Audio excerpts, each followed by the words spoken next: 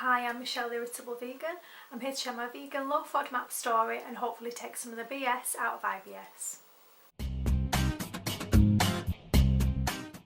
So today I'd like to talk about the top 5 things I've learned so far about a low FODMAP diet. So the first thing, and probably the most important thing I've learned, is that low FODMAP or green light foods do not necessarily mean unlimited. Unfortunately, I've had to learn this the hard way with some pretty bad flare-ups. After re-examining everything I'd eaten, I knew that I hadn't eaten anything knowingly that was high FODMAP or that was on the red food list, and I just couldn't understand what could possibly have triggered my symptoms, and I had to go right back to basics, reassess everything I thought I already knew. By doing that, I realised that a lot of the low FODMAP foods, a lot of the green light foods actually do have a maximum limit, and if that's exceeded they then become moderate to high FODMAP foods, and I had just completely overlooked this. I was literally treating the low FODMAP foods as an all-you-can-eat buffet and just filling up as much as I could on all the foods that I knew I could have, partly as a response to feeling a little bit deprived, partly as a way to ensure that I was getting all the nutrients and all the goodness I needed.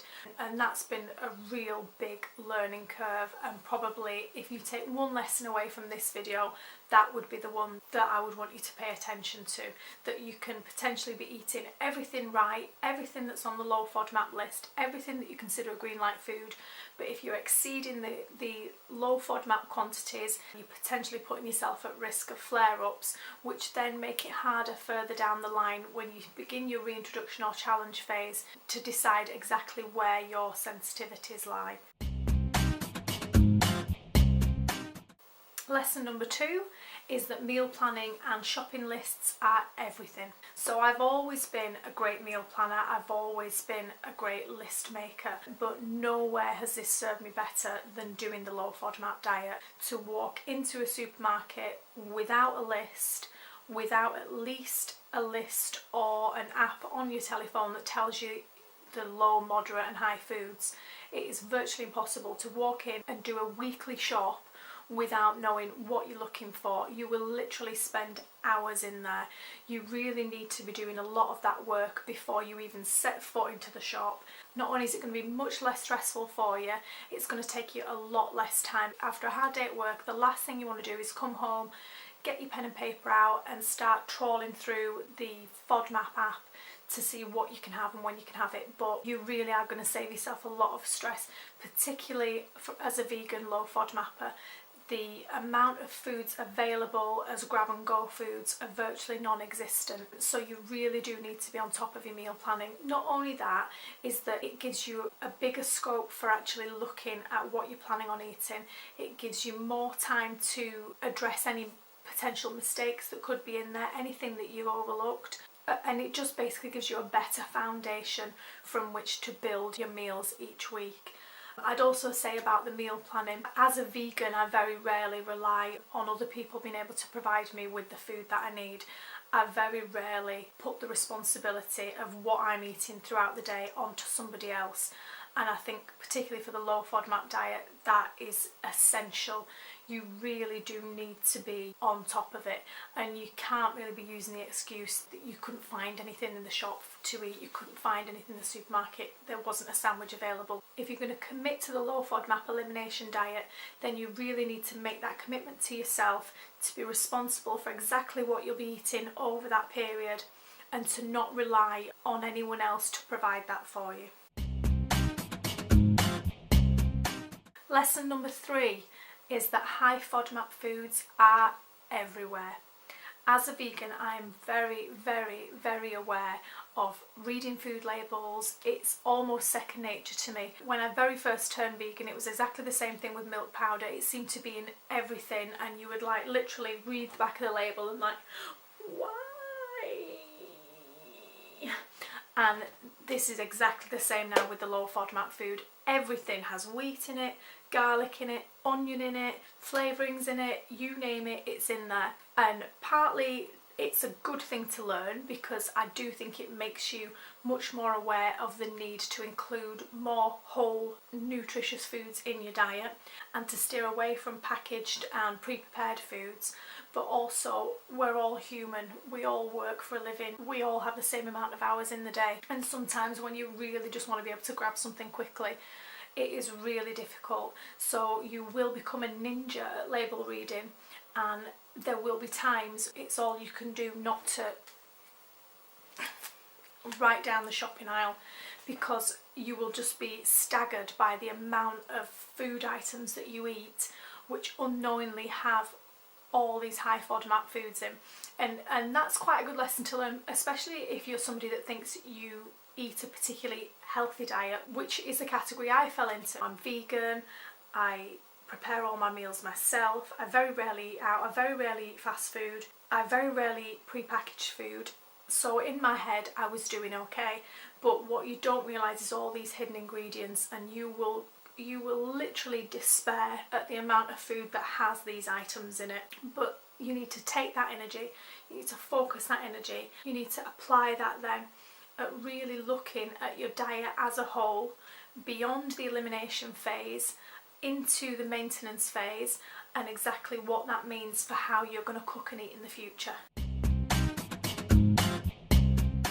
The fourth lesson, something which is a little bit more personal to me, and probably something which I've found the hardest to swallow, is that I've learned that I really need to start cooking much more simply, and that's both in terms of time and ingredients. I spend a lot of time cooking, I spend a lot of time prepping meals, I spend a lot of time thinking about food, planning the next day's food, the next week's food, writing shopping lists, and it's something I quite enjoy doing, but I hadn't realised exactly how much time I actually do spend doing those things. That's time that can be spent on doing other activities beyond food which would possibly benefit my IBS symptoms in terms of stress management, in terms of stress relief, in terms of relaxation, even in terms of getting a good night's sleep. That there is a lot of time that I'm spending in the kitchen on meals that really I feel could be better spent elsewhere. And not only is time the big factor in that, but also the ingredients.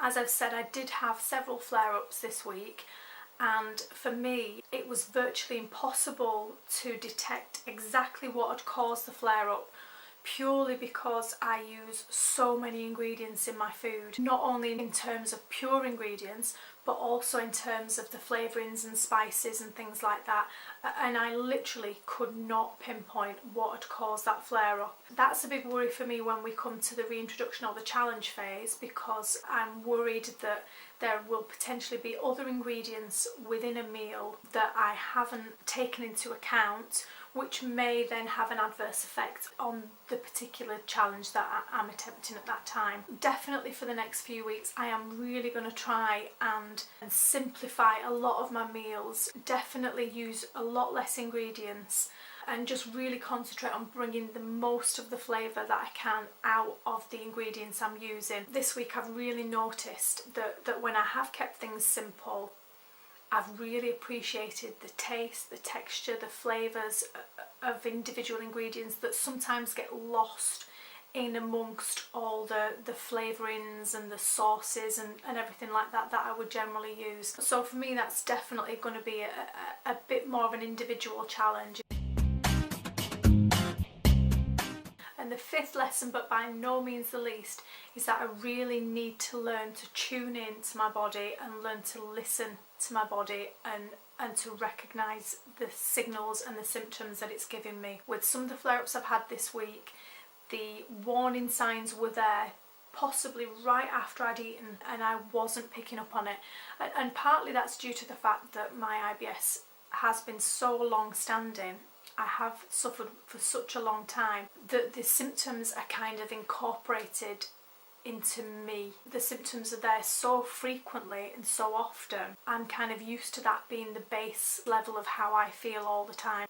When I don't have that base level of constant symptoms, when anything does change, I really need to tune into the fact that something possibly has changed and that there is a potential problem, or that something has been aggravated, or there is the potential here that a flare-up is about to begin, and I really need to focus on that and just pay much more attention to my body. This also comes to play in the fact that not every green light low FODMAP ingredient is suitable for every person. There will be things on that list that personally don't agree with me, and just because they're on the safe list or the presumed safe list does not necessarily mean that they are something that suits me and suits my body. So little things like that I really need to tune into.